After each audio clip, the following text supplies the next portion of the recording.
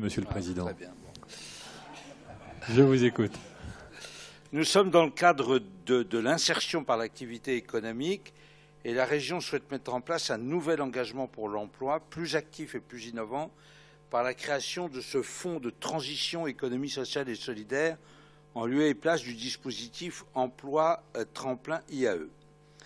Alors, j'ai appris qu'il existait en Île-de-France 407 structures d'insertion par l'activité économique et que ces structures salarient, si j'ai bien compris, plus de 28 000 personnes.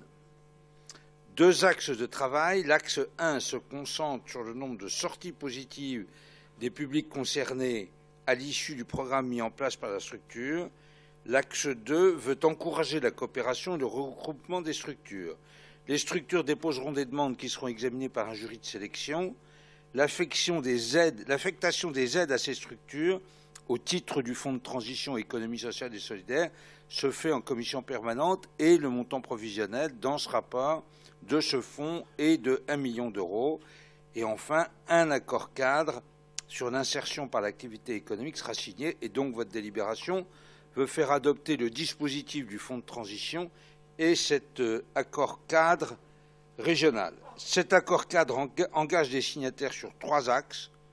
Les signataires qui sont au nombre de 9, partager la connaissance territoriale de l'insertion par l'activité économique pour engager des actions communes, sécuriser et améliorer la qualité des parcours du public en insertion pour faciliter le retour à l'emploi, préciser et améliorer le pilotage opérationnel et les complémentarités entre les différentes instances.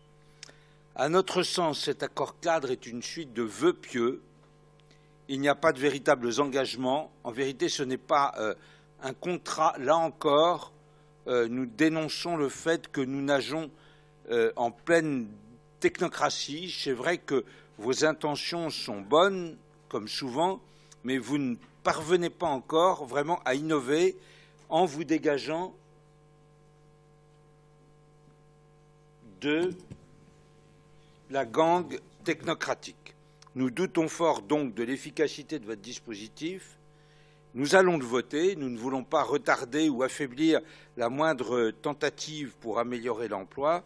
Toutefois, il est clair que nous serons très attentifs à surveiller le seul critère qui pourra montrer que tout ce programme a été efficace, c'est-à-dire le nombre de sorties positives des publics concernés à l'issue du programme. Merci. C'est moi qui vous remercie, Monsieur Vallerand de Saint-Just. Oui, très brève explication de vote. Je ne peux que répéter que nous voterons ce rapport en espérant que tout le monde ici s'en souvienne très longtemps. Merci.